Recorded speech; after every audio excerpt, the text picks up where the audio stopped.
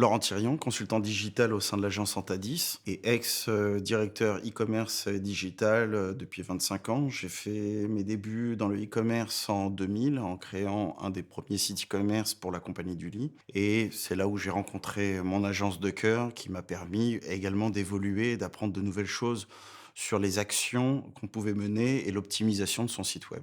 Parce qu'on était depuis quelques années un petit peu en berne de croissance et on avait fortement besoin d'avoir un accompagnement et une refonte totale de notre site. Pour cela, j'ai découvert de nouveaux profils qui n'étaient pas existants, en tout cas en interne, tels que des UX, tels que des gens qui étaient plutôt orientés sur de la stratégie de développement. Et toutes ces bonnes têtes bien réunies ont permis à la compagnie du lit de développer dès la livraison de son site 30% de chiffre d'affaires en plus à périmètre constant, ce qui était plutôt une très belle performance qui a été soulignée, remarquée par ma direction à l'époque.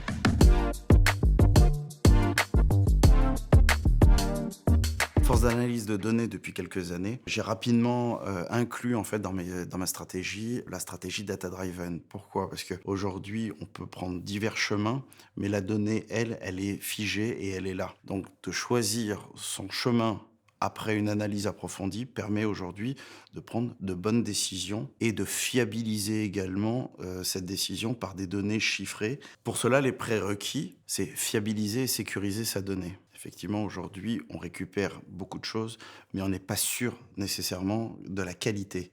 Et cette qualité-là est primordiale pour se dire que lorsqu'on prend un chemin, c'est le bon et on est conforté par justement cette analyse de chiffres qui, elle, a été vérifiée et validée.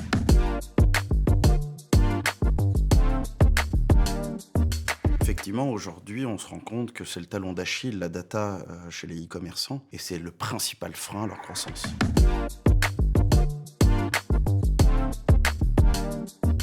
De bien collecter la donnée permet de répondre aux exigences aujourd'hui des algorithmes que Google et Facebook demandent. Effectivement, on parle d'algorithmes. Très rapidement, on va parler de l'IA. Et pour rentrer dans un apprentissage et cibler les bons bassins d'audience, faut-il donner un petit peu de ce que l'on a comme information, notamment les personnes qui ont vu telle ou telle page, tel ou tel produit, aussi les commandes, pour s'assurer que les bassins d'audience qu'on a ciblés correspondent, d'où les campagnes de sosie qu'on appelle les campagnes lookalike, qui permettent d'aller choisir et développer justement ce bassin d'audience pour continuer à croître.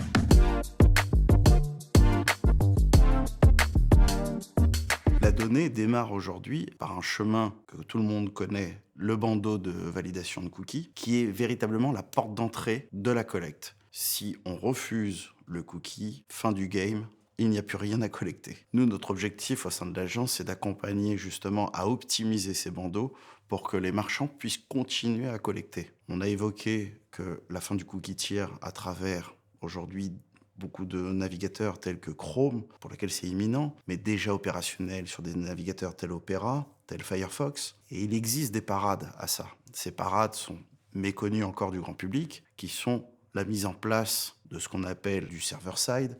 Ce server-side, c'est quoi? C'est tout simplement que le cookie tiers n'est plus chargé dans un navigateur, mais chargé sur le cloud. Les effets bénéfiques, c'est qu'on bypass tous les adblockers qui représentent près de 30% quand même du trafic. Ces adblockers-là, aujourd'hui, ce ne sont pas posés par les utilisateurs, ils sont natifs au navigateur. Le deuxième effet bénéfique, c'est que les tags, qui sont des scripts, ne sont plus chargés dans les navigateurs, mais directement sur le serveur. L'objectif de tout cela étant de pouvoir obtenir, ou en tout cas continuer à obtenir de plus en plus d'informations, de manière anonymisée pour être RGPD compliant, et à la fois continuer à enrichir ces algorithmes pour aller chercher un bassin d'audience qualifié. L'objectif n'étant plus de mitrailler, mais de sniper son interlocuteur et in fine de favoriser une relation one-to-one.